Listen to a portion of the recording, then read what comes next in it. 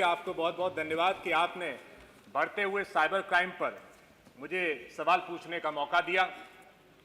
75 जनपद में cyber crime police थाना खोलने के बावजूद, 1900 नए पद सृजित होने के बावजूद, 14C साइट ट्रेन पोर्टल पे 23,000 पुलिसकर्मियों को प्रशिक्षण देने के बावजूद, सेंट्रल भारत सरकार द्वारा हेल्पलाइन 1930 और cybercrime.gov.in पोर्टल खोलने के बावजूद, साइबर क्राइम इन्वेस्टिगेशन बुक और प्रकाशन के बावजूद, वीकली साइबर डाइजेस्ट के प्रकाशन के बावजूद, पब्लिक प्लेसेस पर जागरूकता करने के बावजूद सर साइबर क्राइम्स हमारे प्रदेश में बढ़ते जा रहे हैं।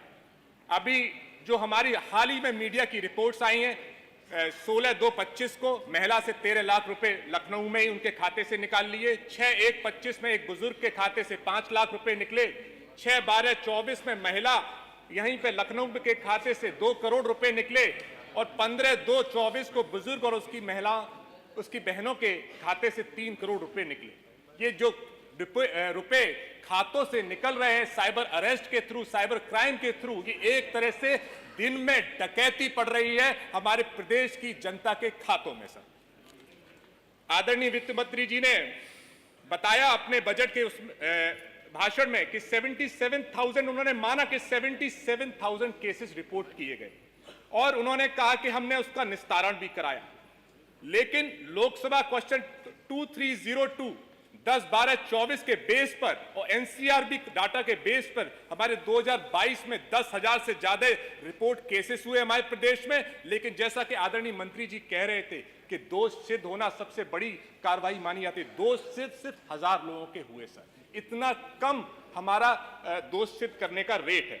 हमारी जो रिपोर्टिंग है सर वो पूरे देश में नंबर 1 है। सर कर्नाटका और महाराष्ट्र हमसे पीछे छूट गए हैं, जबकि उनकी जीडीपी और उनके यहाँ जो संपन्नता है वो हमसे ज्यादा है। सर तो ये एक तरह से हमारे मध्यम वर्ग पे, हमारे बिजनेस क्लास के खातों पे सर डकैती पड़ रही है।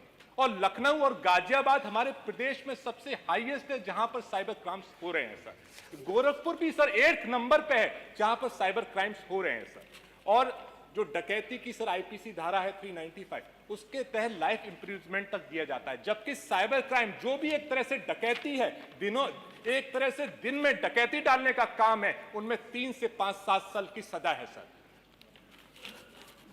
जो साइबर क्राइम्स है सर, क्रेडिट कार्ड्स की तरह से लूट, एटीएम से लूट, ऑनलाइन बैंकिंग से लूट, ओटीपी लेके लूट और साइबर अरेस्ट, ये 87% है सर हमारे साइबर क्राइम्स में। सर और उसके अलावा बचे डेटा हैक और cyber crime against women and children. Sir और जो अनरिपोर्टेड केसेस हैं, ये तो सर रिपोर्टेड केस है। रिपोर्टेड केसेस वही हैं सर जो ज्यादा अमाउंट के होते हैं, जो कम अमाउंट के होते हैं 10,000 15,000, वो केसेस ज्यादा हैं। और कई मीडिया रिपोर्ट्स के हिसाब से कि एक जिले में कम से कम 1000 केसेस अनरिपोर्टेड जा रहे हैं और 100 करोड़ से ज्यादा छोटे छोटे अमाउंट में 5,000 10,000 15,000 रुपए से जनता से पैसा निकल जा रहा है। और ये सर सिर्फ इसी वजह से हो रहा है कि हम साइबर क्राइम्स पे जो हम लोग करना चाह रहे हैं उसके इंप्लीमेंटेशन पुअर है। सर हमने थाने खोलने की बात कही, पद सर्जित करने की भी बात कही, लेकिन प्रॉपर जो साइबर कंसल्टेंट्स की हमें जरूरत है वो हमारे पास नहीं हो पा रहे हैं।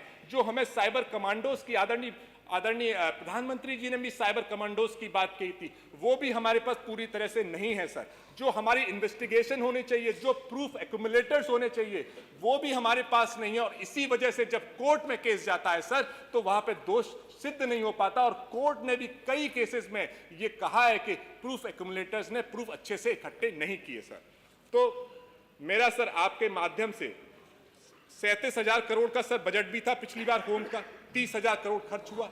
जो पैसा बच गया अगर साइबर क्राइम में हम ज्यादा लगाएं तो शायद ये दिन में हो रही डकैती को हम रोक सकते हैं। तो सर मेरा जो अनुपूरक है वो मैं आपके माध्यम से और समय का ध्यान रखते हुए मैं पूछना चाहूंगा, क्या सरकार साइबर क्राइम्स में होने वाले ये साइबर अरेस्ट और पैसे जो निकल रहे हैं मध्यम वर्ग के खाते से, क्या उसको डकैती मानते हुए उनकी सजा को बढ़ाने पर, आईपीसी धाराओं को चेंज करके सजा को बढ़ाने पर सरकार विचार करेगी? अगर करेगी तो कब तक, और नहीं करेगी तो क्यों नहीं?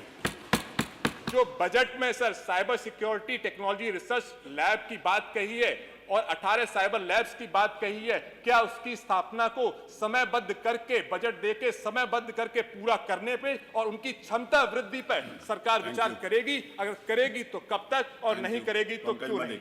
और जो साइबर कमांडोज और ऑफिशियल्स हैं प्रॉपर, जिनकी हमें जरूरत है इनकी टेक्नोलॉजी एजुकेशन के हिसाब से, क्या उनकी नियुक्ति को और वो भी जितनी हमें जरूरत है उसके हिसाब से रिक्रूटमेंट करने पे क्या सरकार विचार करेगी या नहीं करेगी? बहुत बहुत धन्यवाद सर।